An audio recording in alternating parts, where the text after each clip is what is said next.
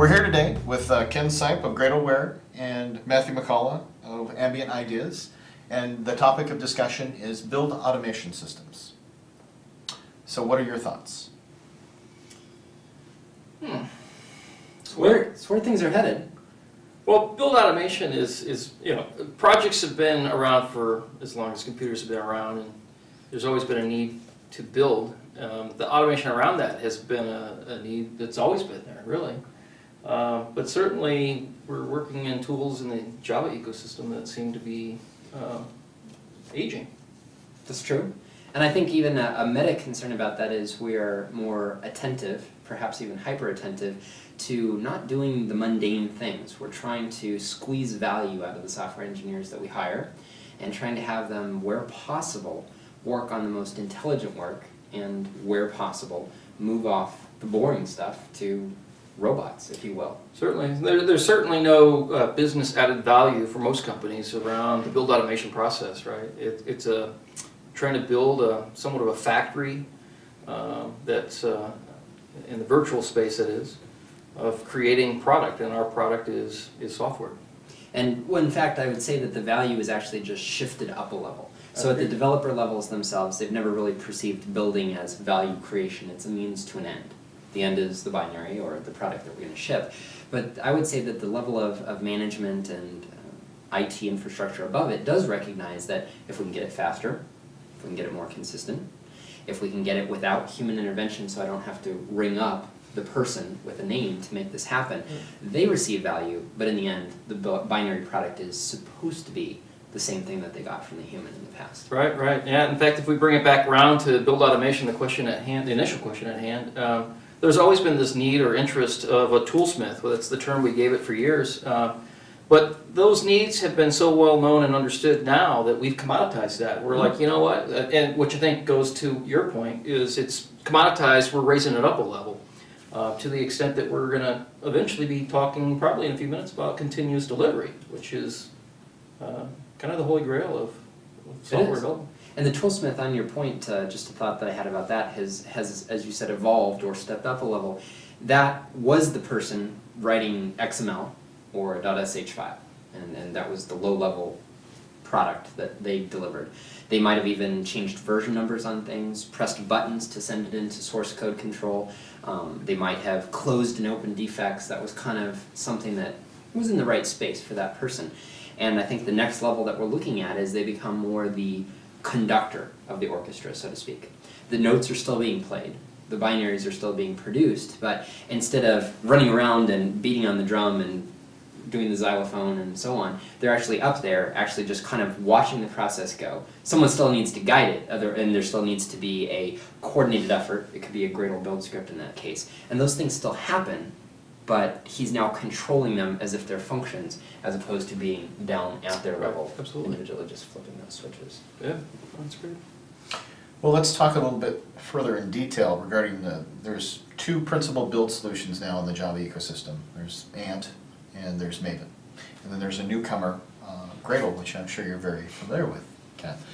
Kind of give, the survey that we have on the No Fluff Tour is roughly 70–80% are still Ant shops. The remainder is split between Maven, Gradle, and some other ancillary solutions.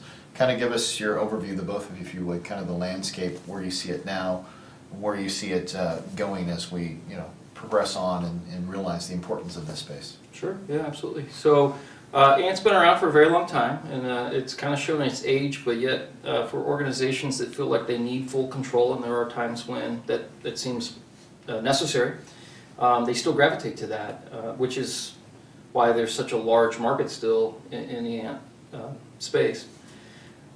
But the challenges you have there are no standards, really. You have standard tasks or targets, if you will. But there's a lot of value there. But if you looked at an Ant script itself, or compared a number of them, I should say, there's no commonality between them. There's always this effort of trying to share, and the sharing happens at an enterprise level at a maximum. It doesn't happen across projects or across the industry.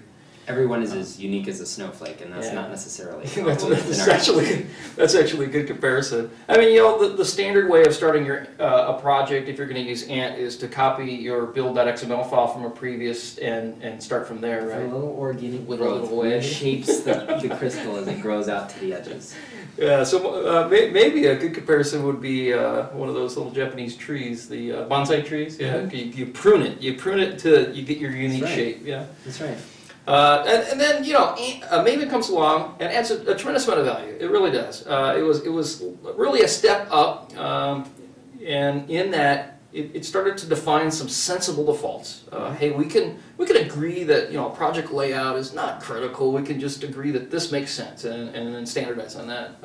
Convention over configuration at the same time, just to kind of make a meta observation, has pervaded outside the build tool space too. That was kind of one of the first things that gave this that, but we've then since adopted that in other frameworks like Grails and scaffolding, that it kind of be a similar implementation in a different line of product. Yeah, absolutely. And then, you know, and on top of that, the addition of dependency management, and you know, I guess we could go into deeper on that, but it's kind of a pro and a con. It's kind of a mess out there. It requires some governance. It requires some level of dependency descriptions and management, and as long as that's maintained well, then it's a great system. And certainly it's better than checking in a bunch of jars into your version control tool of choice. But Intransitive dependencies are a hard problem abstracted from any particular language or tool. Absolutely. This is a very difficult domain, and so to some degree the arguments for and against dependency graphs and so on are one that are outside even the Java space. It's a hard thing, but it probably has its benefits if done correctly with the appropriate shepherding of the artifacts. Yeah, absolutely. And then, you know, so we kind of started with many of the pros of both of those, but some of the deficiencies are, well, they've been around for a while, and that's not a reason to get rid of them, but certainly we've advanced as an industry beyond where they were created and started. And in the Maven space, well, they both are XML based, which may not be your best mode of being able to build a build file. Certainly it's frustrating if you have something of a small significance to add to its features and functions, to switch out of XML, go into Java space, create something, jar it, build descriptors, okay, now include it in, oh, you're back in the XML space, and there's a certain disconnect there that's just frustrating, especially if you're debugging and such. Well, the wall is hard. I think that's the thing, is you're clearly in one space or the other, and I've kind of grown as a software practitioner to like more fuzzy barriers, not necessarily tight coupling. That word can be dangerous in other spaces, but in terms of my choice of how I use the tool, and in fact Git, one of my other favorite tools, is a great analogy to this. If you want to use it at the lowest level, it's right there, just make the calls. You want to use it at this kind of intermediate level, the calls are right there. You want to use it at the highest level, just some uber functions that accomplish a lot of things, that's your choice too. That wall is not a concrete wall that you have to punch through, which is exactly what you're saying. You're in XML land, or you switch chairs and shift slightly to the left, and you're in Java, and go between the two. I mean, there's an effortful transition. And what if something's right in the border between, it's not quite a plug-in, but it doesn't really conform to the XML, and you're saying, well, nothing, pick. You have to pick.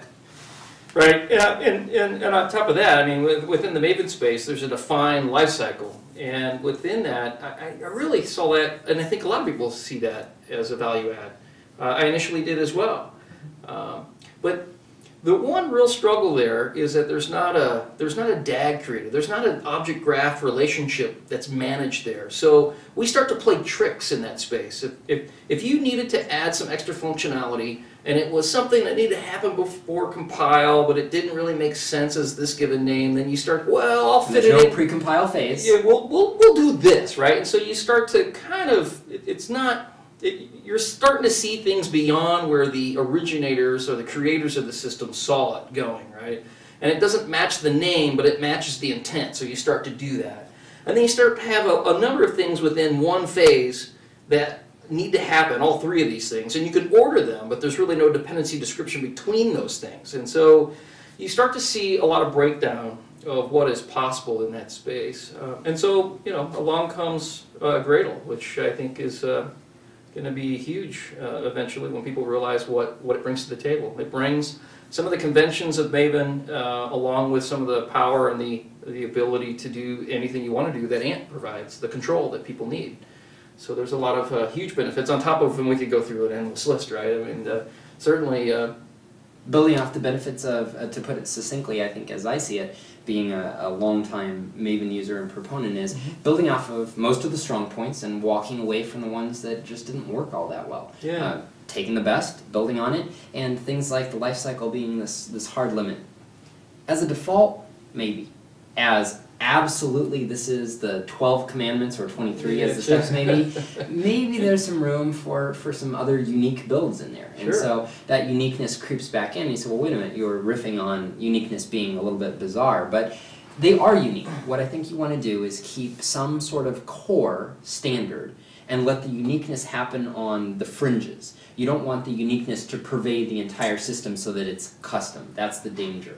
What you need is adaptability, might be the better choice of word at the edges, for the unique cases that your business has. Standard core, uniqueness very easily built around the edges, so that if the core gets upgraded, swapped, changed, you still have this thing to rely on. At the same point, you've got very nice modular and groovy language, modular little components on the side. But they don't even have to be as unique as a snowflake. One meta level around that is that those components, though, while not being full-fledged plugins in the sense of actually coding up a jar in the Maven space, can be uplifted and reused in other build systems across HTTP, on the local file system, in version control. So the uniqueness has a kind of governance around it, so it doesn't just rampantly become kudzu weeds growing out every different direction in terms of what you're building.